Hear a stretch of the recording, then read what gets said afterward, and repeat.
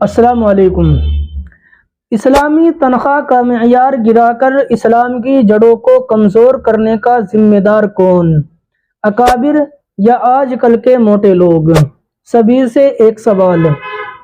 مدارس و مساجد میں مدرسین اور ائمہ کی قلت تنخواہ کا موجودہ فرسودہ نظام ہرگز ہمارے اکابر کا نہیں بلکہ موجودہ انتظامیہ کا تھوپا ہوا نظام ہے، اور ہمارے مولوی بھی کم تنخواہوں پر گزارا کر کے سمجھتے ہیں کہ ہم بڑا نیک کام کر رہے ہیں، لیکن دوسری طرف کم تنخواہوں کی وجہ سے وہ اپنے بال بچوں، ماں باپ اور رشتہ داروں کے حقوق ضائع کرنے کے مرتکب بھی ہو رہے ہیں۔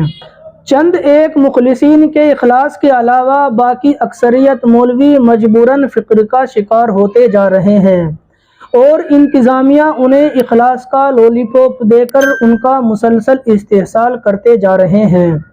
بالعموم لوگ قلت تنخواہ کے لیے اکابر کی تنخواہوں کا حوالہ دیتے ہیں۔ پتہ نہیں کون سے اکابر تھے جو ہم مولویوں کی طرح اضطراری فقر کا شکار تھے۔ ہمارے اکابر تو بڑے خوشحال تھے۔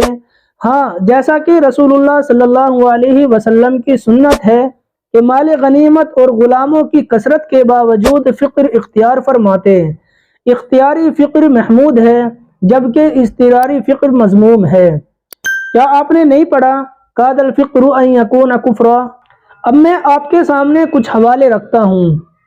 سوانح قاسمی کے مطابق حضرت نانوتوی رحمۃ اللہ علیہ 8-10 روپے کی اجرت پر مطبع میرٹھ میں کام کرتے تھے۔ اس وقت اتنے میں ایک بھینس مل جاتی تھی۔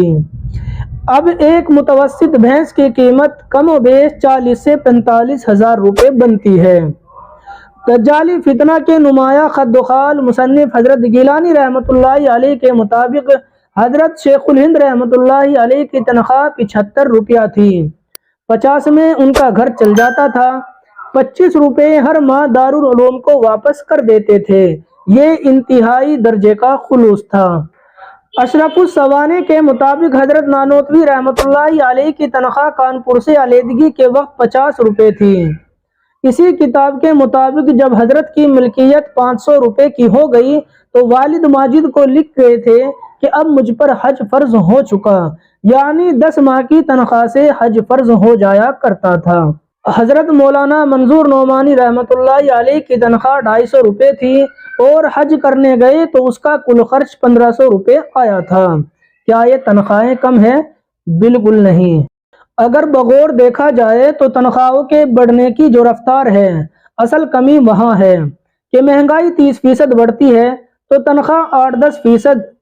ایک ریسرچ کے مطابق 1970 سے 2015 کے دوران اسکول ٹیچروں کی تنخواہ 180 سے 300% اضافہ ہوا ہے۔ اب بتائیں 1970 میں پڑھانے والے کسی عالم کی تنخواہ اور اس میں 180 یا 300% کا اضافہ اگر آپ کر دیں تو آپ دیکھیں گے کیا 20,000 سے کم تنخواہ بن پائے گی؟ وہ بھی 2015 تک کا ریسرچ ہے، یعنی 30,000 سے زائد تنخواہ 2015 میں ہونی چاہیے۔ اسی لیے اکابر کی طرف قلت تنخواہ کا انتساب بالکل درست نہیں۔ انتظامیہ اس ظلم سے توبہ کرے، اور مولویوں کو بھی چاہیے کہ وہ مظلوم نہ بنے رہے، خوشحالی کی طرف قدم اٹھائے، اپنی نسلوں کو فقر سے نکالے۔ جو مدرسہ یا مسجد انہیں پوری تنخواہ نہیں دیتا اس سے فوراً دوسری طرف ہجرت کر جائے جہاں آپ کو اچھی تنخواہ ملے۔ خواہ مخواہ اخلاص کی تعویلیں نہ گھڑے، حتیٰ کہ اگر آپ کو مسجد مدرسہ چھوڑ کر کوئی اور اچھا کام ملے تو اپنی نسلوں کی خوشحالی کے لیے ضرور کیجیے۔